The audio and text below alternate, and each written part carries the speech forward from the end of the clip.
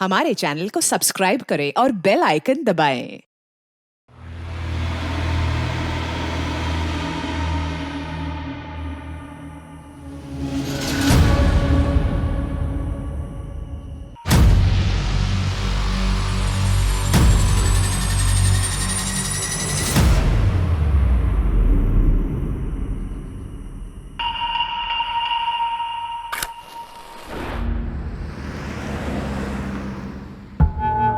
ये गिल्ट मुझे खाए जा रहा है।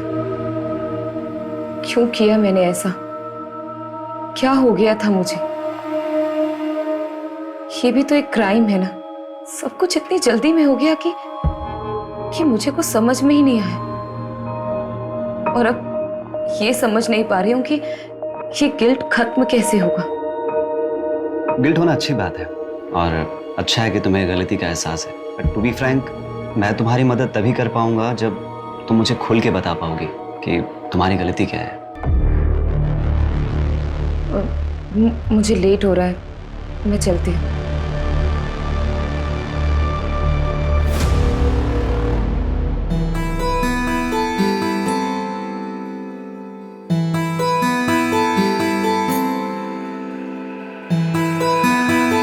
सेक्शन में डॉक्टर प्रभा के पास जा रही हूँ। मम्मी की रिपोर्ट्स दिखाने हैं, सेकंड ओपिनियन ले रही हूँ। अबे तो काजल, मैं चलता हूँ ना साथ में।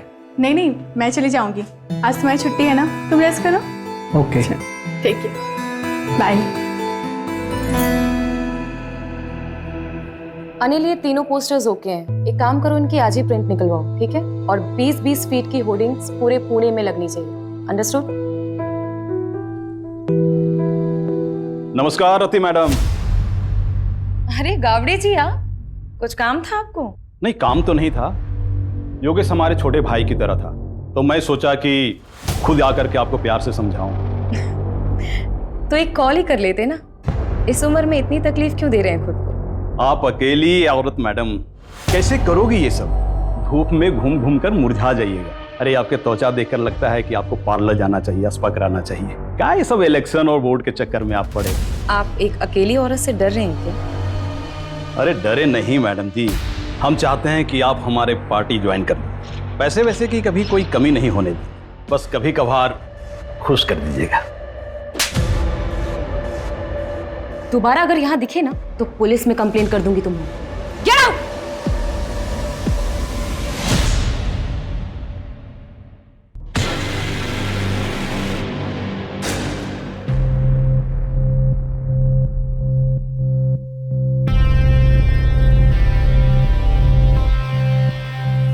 रति, कब तक हम ऐसे छुप छुप के मिलते रहेंगे?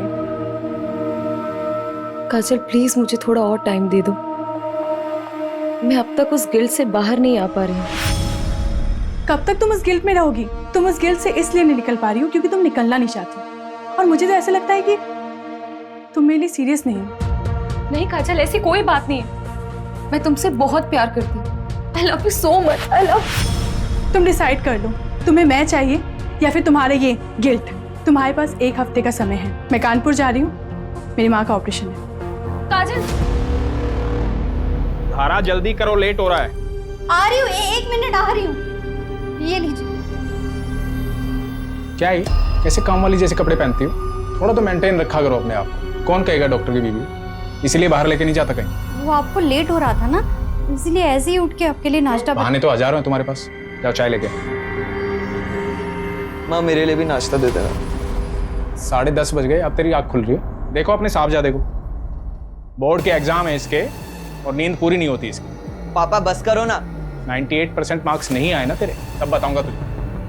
क्या करूंगा 98% लाके? मुझे डॉक्टरी नहीं करनी है, MBBS नहीं करूंगा, आर्ट्स करूंगा, आर्ट्स। ऐसे ना फोर्स नहीं कर सकते हो मुझे। मेरी लाइफ पे ना कंट्रोल करना बंद करो। कर सकता हूँ, बापू तेरा। कौन देगा तेरे आर्ट्स के पैसे?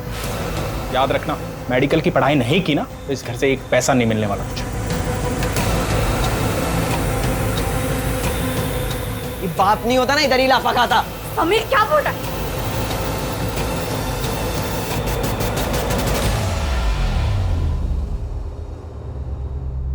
माता जी, ये दवाई मैंने लिखी है और ये हमारे कैंप की तरफ से फ्री है। जुग जुग जियो बेटा, तुम बहुत ही अच्छा काम कर रहे हो।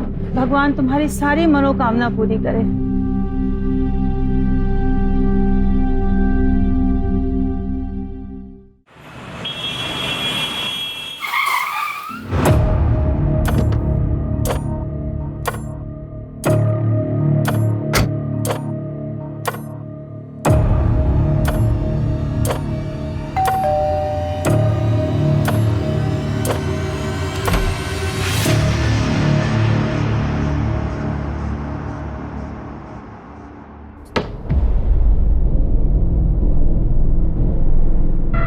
बैठो, मैं कॉफी लेके आती हूँ।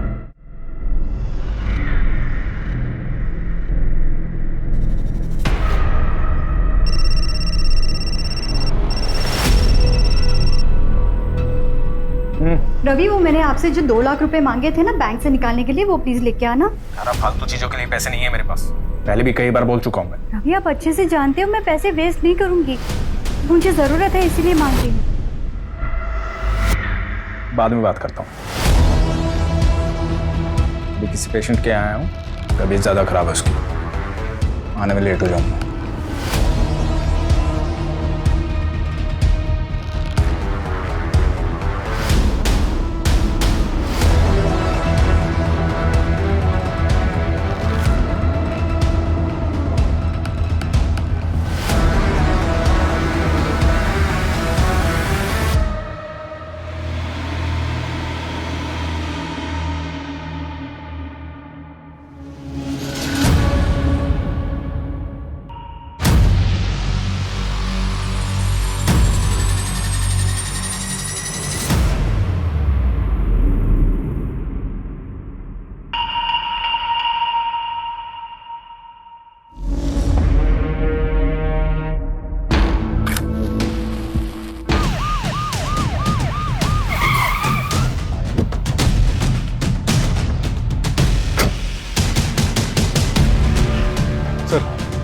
बड़ा ही अजीब क्राइम सीन है, देखिए।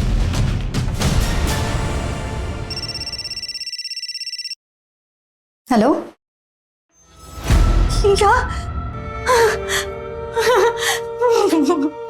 माँ क्या हुआ? समय पापा।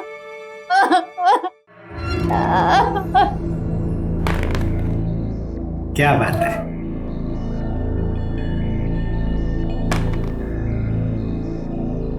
पापा, आपका 1 आया था, आपने 3 क्यों चलाया? मैंने चीटिंग नहीं किया। पापा, आप चीटिंग कर रहे हो। चाय लो। आई देखो ना पापा, चीटिंग कर रहे हैं। क्या टिया, तू भी किसको बता रही है? ये तो खुद चीटर है।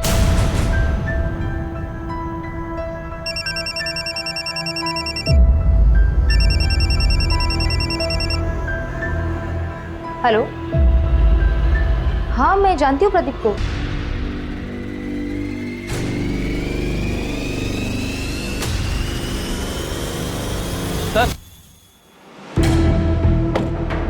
सर ये रवि की सीडीआर सर, जय कामली के नाम पर रजिस्टर्ड है। रेगुलर बातचीत होती थी? हाँ सर, दिन में 2-2 घंटे बात होती थी। सर, तो कहीं ये डॉक्टर रवि का अफेयर तो नहीं चल रहा था? पॉसिबल है। पोस्टमार्टम रिपोर्ट आई? सर डिटेल पोस्टमार्टम रिपोर्ट आने में 1 हफ्ता लगेगा। उनके पास ऐसा कोई रीजन नहीं था कि वो सुसाइड कर लेते। सर मैं अच्छी तरह जानता हूँ उसे, हमारी बेटी को पढ़ाने आता था। पढ़ा था क्या था?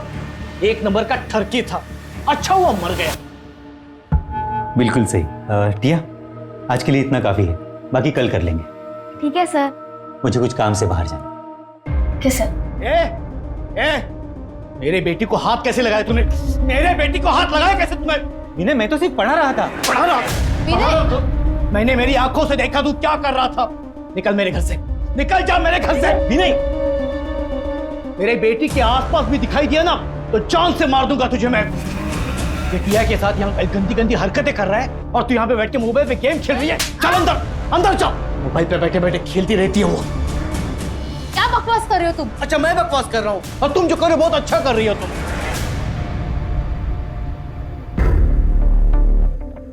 सॉरी सर, वो थोड़े गुस्से वाले हैं। प्रदीप की फैमिली में से जानती है किसी को? क्योंकि हम उसके घर पे गए थे, घर पे ताला लगा हुआ था और नेबर से भी हमें कोई खास इन्फॉर्मेशन नहीं मिली। नहीं सर, उसने कभी कुछ बताया नहीं, शायद वो अकेला ही रहता था। अच्छा मिसेस तावड़े, क्या आप कोई ऐसा रीजन जानती हैं जिसकी वजह से प्रदीप सुसाइड कर सकता है? नहीं सर, मैं अच्छे से जानती हूँ उसको। प्रदीप सुसाइड कर ही नहीं सकता। अपना वादा याद है ना तुम्हें? भूली तो नहीं? वरना मैं अभी भी पुलिस के पास जा सकती हूँ। नहीं, पुलिस के पास मत जाना, मैं रवि के अंतिम संस्कार में बिजी थी।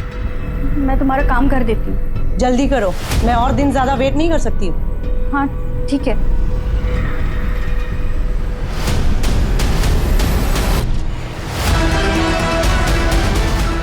क्या इसको जानते हैं? नहीं sir. Doctor, I am really worried for Rati. उसके पीए को भी कॉल किया था पर उसे भी नहीं पता वो कहाँ है। कुछ दिन की छुट्टी बोल करके गई थी। हाँ, आज रति का सेशन था पर वो आई नहीं। टू बी ऑनेस्ट, मैं खुद भी उसके लिए थोड़ा वरीड हूँ, स्पेशली लास्ट सेशन के बाद। मुझे पता था कि यही होगा। आप कितना भी भाग लो लेकिन आपके कर्म आपको ढूंढ ही लेते हैं, इसलिए मेरे साथ ये सब हो रहा है। काजल भी मुझे छोड़कर चली गई, कुछ बचा ही नहीं मेरी जिंदगी में, कुछ भी नहीं। मैंने उसे बहुत समझाया था लेकिन वो मेरी बात समझने के लिए तैयार ही नहीं थी। अगर आपसे वो कांटेक्ट करती है ना तो आप प्लीज मुझे कॉल करके बता दीजिएगा। ओके।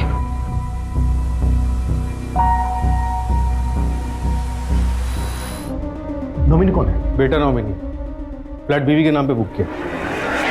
हाँ लेकिन सर, गन की बैलिस्टिक रिपोर्ट आ गई, ये देखिए। इंस्पेक्टर बिल्लू सिंह रिपोर्टिंग साहब। ए शामराव, लेकर जाओ इसको। हर हफ्ते का नाटक है, लॉकअप में डालो और शाम तक उसे छोड़ना। कल एक minute Manju. Shamrao. Yes sir. इसको बाहर लेके चलो। सूरज, बैंगलोर सील करो। Okay sir.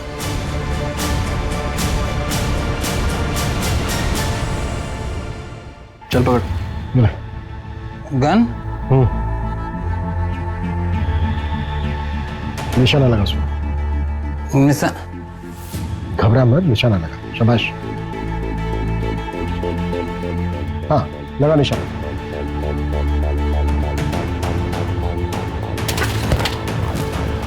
इसको तुरंत हॉस्पिटल लेके जाओ और इसका अल्कोहल कंटेंट चेक करो। क्विक। चलो चलो। ये ले तेरे पैसे और अपना मुंह बंद रखना। और हाँ, याद है मुझे मेरी डील। शहर छोड़ के चली जाऊंगी मैं। तेरे लिए यही अच्छा होगा। और गलती से भी समीर की कंप्लेंट पुलिस में नहीं करोगी। बोला ना, नहीं करूंगी।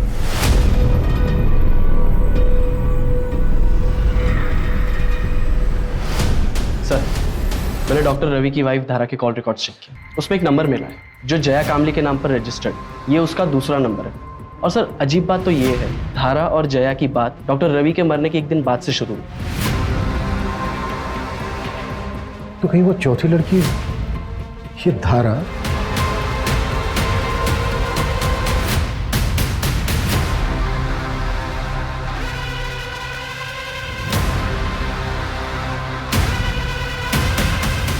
जी, मैं जानती थी जया को। उसका रवि के पास इलाज चल रहा था। उसने रवि की मौत के बाद सांत्वना देने के लिए फोन किया था। जी।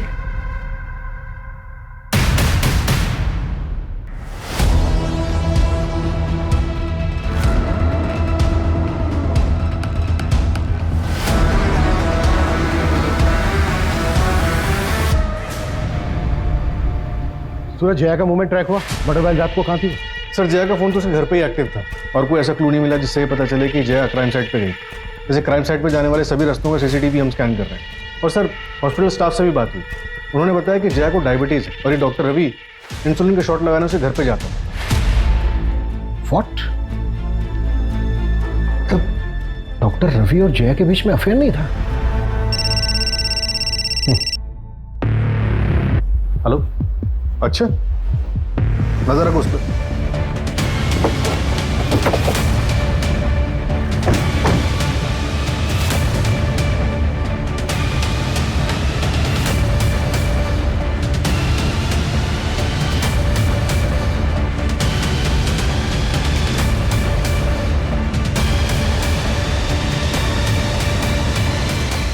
हो गया ना आज का कोटा पूरा?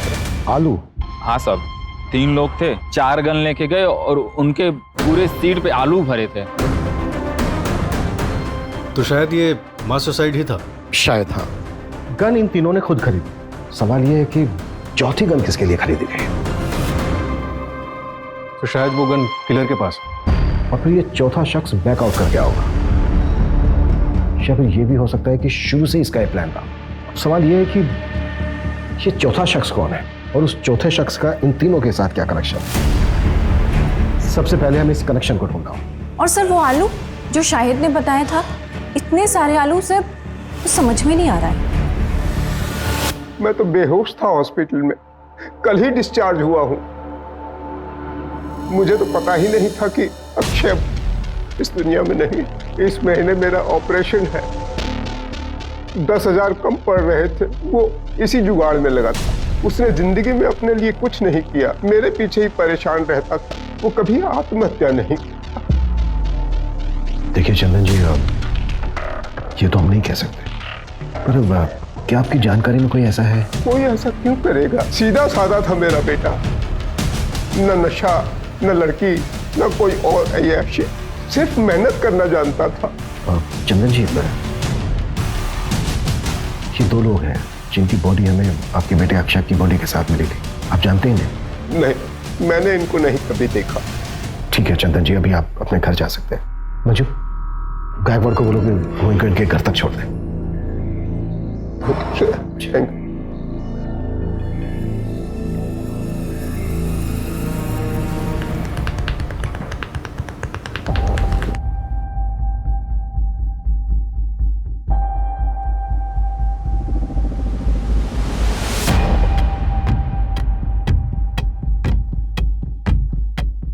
हेलो सर, रियली सॉरी, आप लोग काफी टाइम से वेट कर रहे हैं क्या? नहीं, इट्स ओके। एक्चुअली हमें आपसे रति जाधव के बारे में बात करनी थी। आप रति के डॉक्टर थे ना? जी। दरअसल हमें ये जानना था कि क्या रति किसी बात को लेकर परेशान थी? जी, एक्चुअली रति गिल्ट में थी। ये समझ नहीं पा रही हूँ कि ये गिल्ट खत्म कैसे होगा। गिल्ट? किस बात का गिल्ट था रति को? कुछ साल पहले उसके हस्बैंड योगेश की डेथ हो गई थी और रति उसके लिए खुद को जिम्मेदार मानते थे। रति, आई एम होम। ये तुम दोनों? सब क्या हो रहा था? योगेश, योगेश मेरी बात सुनो। क्या बात सुनो? तुम्हें शर्म नहीं? मेरा नाम, मेरी इज्जत सब मिट्टी में मिल जाएगा। इलेक्शन कैंपेन स्टार्ट होने वाला है। तुम टेंशन मत लो, मैं और काजल कहीं दूर चले जाएंगे। मुझे छोड़कर सबको पता चल जाएगा, मेरा नाम, मेरा करियर, मेरी इज्जत सब बर्बाद हो जाएगा। योगेश मेरी बात सब सुनो। बर्बाद हो जाएगा। सर, ये सब सच है। सर, हमारे रिलेशन को कोई नहीं समझता। फैमिली और सोसाइटी के प्रेशर में हम दोनों ने शादी तो कर ली, लेकिन हम अपने अपने हस्बैंड के साथ खुश नहीं थे। हमने भागने का प्लान बनाया था। सब वो अब्रॉड जाने के लिए तैयार तो हो गई थी, लेकिन उसको वो गिल्ट खाया जा रहा था। अब्रॉड जाने के लिए? और वो इलेक्शंस? सब वो ये सब कभी नहीं करना चाहती थी। वो तो योगेश के शुरू किए हुए प्रोजेक्ट्स को कंप्लीट करना चाहती थी। उसके बाद ईयर एंड में हमारा कनाडा जाने का प्लान था। अब कनाडा सेटल होने का प्लान था। वहाँ की एक यूनिवर्सिटी में मैंने पीएचडी का फॉर्म भी फिलअप कर दिया था। सब कुछ ठीक चल रहा था, सब कुछ। लेकिन उस दिन हमारे बीच झगड़ा हो गया। कब तक तुम उस गिल्ट में रहोगी? और मुझे तो ऐसा लगता है कि तुम मेरे लिए सीरियस नहीं हो। नहीं काजल, ऐसी कोई बात नहीं है। I love you so much, I love. और मैं कानपुर चली गई। सब मेरी गलती है सर। ठीक है।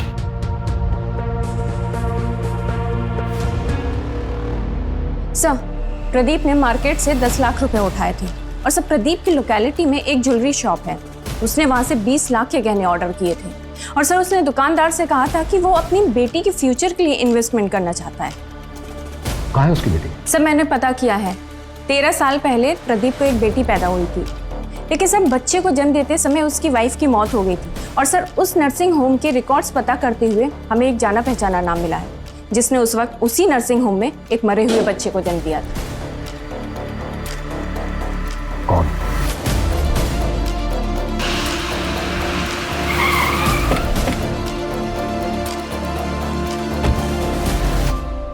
क्या मेरी बेटी टिया मेरी बेटी नहीं है, उस प्रदीप की बेटी है? ये बात तुम्हें पता नहीं थी? नहीं सर, इन्हें नहीं पता। वो मेरी प्रीमेच्योर डिलीवरी हुई थी, उस वक्त ये शहर से बाहर थे, इन्हें कुछ भी नहीं पता। सब कुछ अचानक हुआ सर, और मैंने भी इनसे बात छुपा ली, वरना प्रदीप की तरह ये भी मरे हुए बच्चे की बात सुन के टूट जाते। विनय, हाँ? 14 अप्रैल की रात को 8 से 12 के बीच में कहाँ थे तुम? विनय सर यही घर पे ही थे, मेरे और टिया के साथ।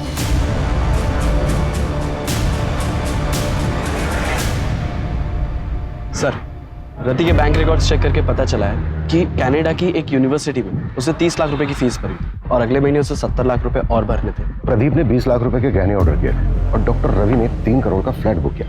ये लोग इतने बड़े इन्वेस्टमेंट कर रहे थे, जबकि इनके अकाउंट में पेमेंट करने के लिए पैसे नहीं थे। ये भी तो हो सकता है कि पैसा कहीं से आने वाला हो इनके पास। तुम्हारी यूनिवर्सिटी की फीस है 1 करोड़ रुपए। सतीश 30 लाख रुपए भर चुकी थी, राइट? जी। बाकी के बचते हैं 70 लाख रुपए, लेकिन रति के बैंक अकाउंट में 70 लाख रुपए थे नहीं, तो फिर वो बाकी के पैसे कहां से भरने वाले थे?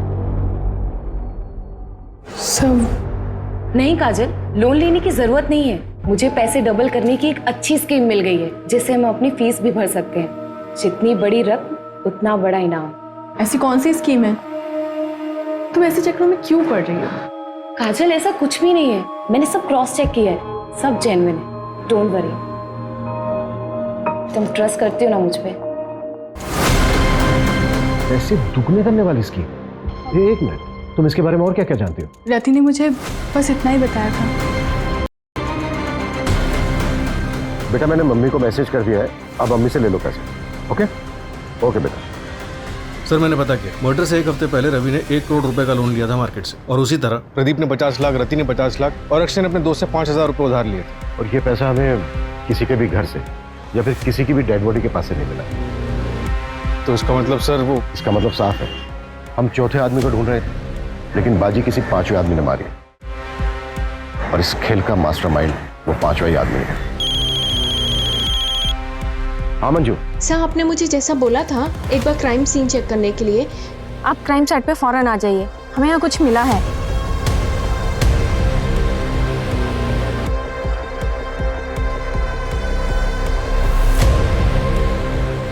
सूरज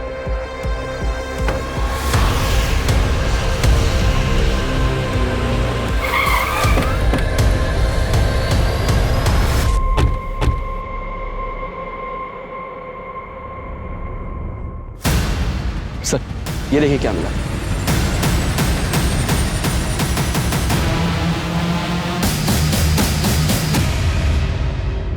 ये चल क्या रहा है यार?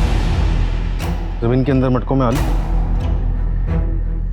गन सेलर शाहिद ने वो तीनों को गन बेचते वक्त उनकी कार में बहुत सारे आलू देखे थे। Right sir. जमीन के अंदर इतने सारे मटकों में दबे हुए आलू। सूरज, हमें उस 5वें आदमी को जल्द से जल्द ढूंढना होगा, लेकिन फिर वही सवाल कि वो 5वां आदमी है कौन और कहां है?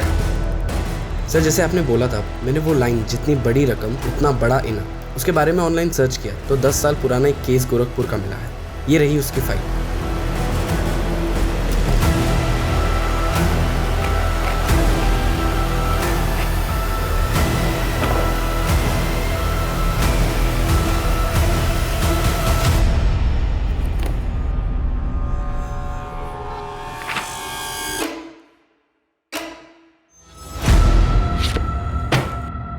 दस साल पहले देव श्रीवास्तव ने पोंजी स्कीम बनाई थी और सबको लूट लाट कर भाग गया था। ये केस सीरियस तब हुआ जब 2 भाइयों ने सुसाइड कर लिया था। पुलिस ने खूब पूछताछ की थी देव श्रीवास्तव से, लेकिन उसके खिलाफ कोई सबूत नहीं मिला। फिर भी मैं गोरखपुर पुलिस से कांटेक्ट करता हूँ, पता करता हूँ कि देव श्रीवास्तव आजकल है कहाँ, है भी या नहीं। क्विक। सर, देव श्रीवास्तव 4 साल पहले मर चुका। एक और डेड है? नहीं सर, देव का एक बेटा है जो 2 साल पहले यहीं पुणे में शिफ्ट हुआ था। इसका हमारे किसी सस्पेक्ट के साथ कोई कनेक्शन है? हाँ सर, ये देखिए।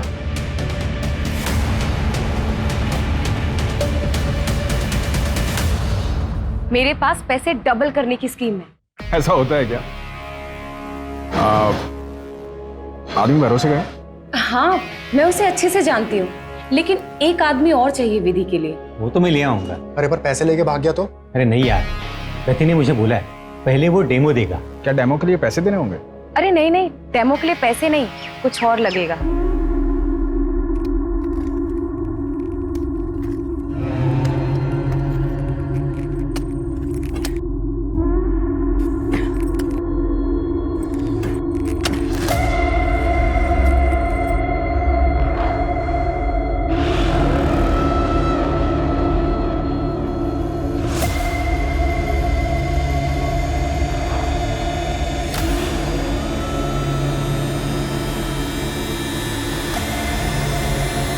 अब क्या करना है?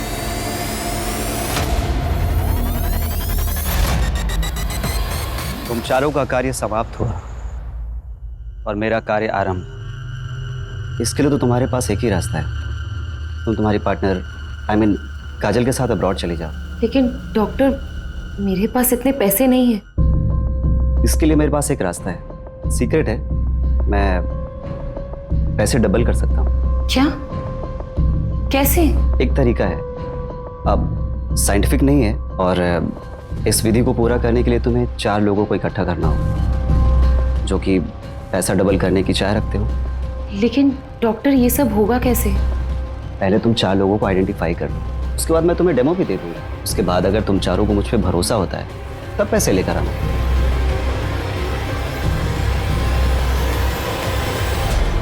मुझे वरदान है कि मैं जरूरतमंद लोगों के पैसों को 2 गुना कर सकता हूँ।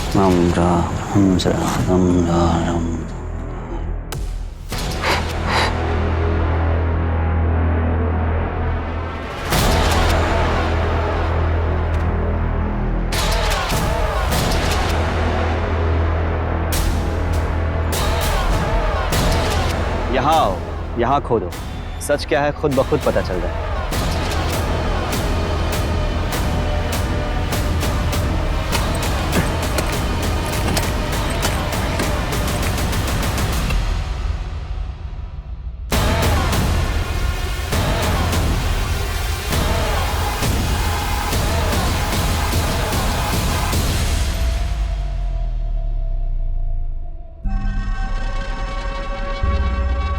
बाबा, आपने तो चमत्कार कर दिया। हम पैसे भी लाए, उन्हें भी आज 2 गुना कर दो। पैसों को 2 गुना करने के लिए इससे भी मुश्किल विधि करनी पड़ी। मैंने रति को बताया था, इसके लिए शस्त्र की भी पूजा होती है।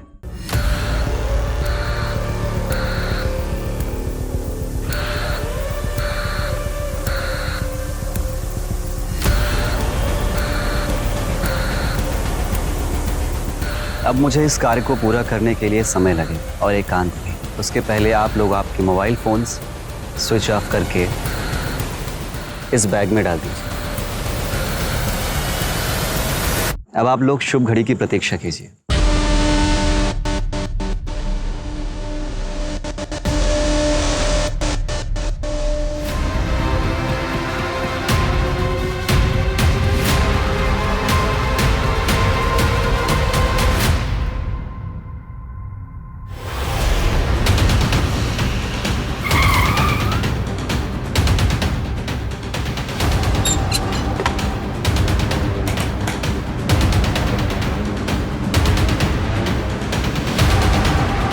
सूरज, पूरे शहर में मुझे नाकाबंदी चाहिए। हर जगह पर नीरव की फोटो खिंचवाओ, खास करके शहर के बॉर्डर।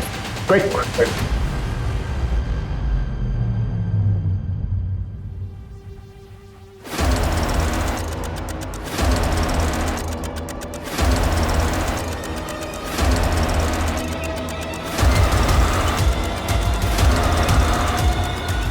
आप लिसन, तुम रूम में जाके शैंपेन निकालो।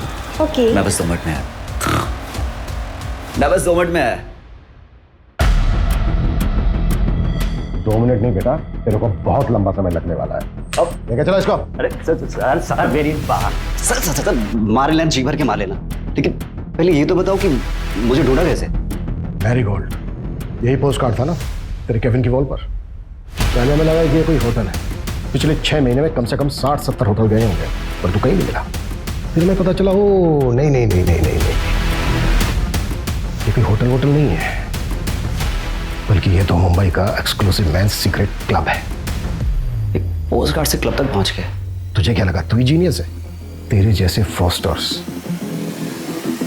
अपनी झूठी शान में पैसा उड़ाने के लिए एक क्राइम करते हैं। फ्रॉड नहीं, जीनियस हूं मैं। अपने इशारे पे लोगों को नचाता हूं और वो चारों तो अपने लालच की वजह से मारे गए। मेरा उसमें कोई रोल नहीं। वो चारों लालची, और तू निर्मोही जिसे कोई मोह नहीं। अरे तूने तो उस अक्षय तक को नहीं छोड़ा। वो बेचारा 5,000 रुपए डबल करना चाहता था, पता है क्यों? ताकि वो अपने बीमार बाप का ऑपरेशन करा सके। आत्मी लक्ष्मी को कौन जाने देना चाहता है? मैंने तो बस एक शतरंज की खेल की तरह जाल बिछाया, जो फंसा हो गया। बेटा अब हम तुझे भी नहीं जाने देंगे। हम अपनी पूरी जिंदगी जेल में खेलना था। ये बता तू आलवों को डबल कैसे करता था? वो तो मैं पहले से गाड़ के रखता था, पर लालचियों को मेरी ये मामूली सी ट्रिक भी समझ में नहीं आई।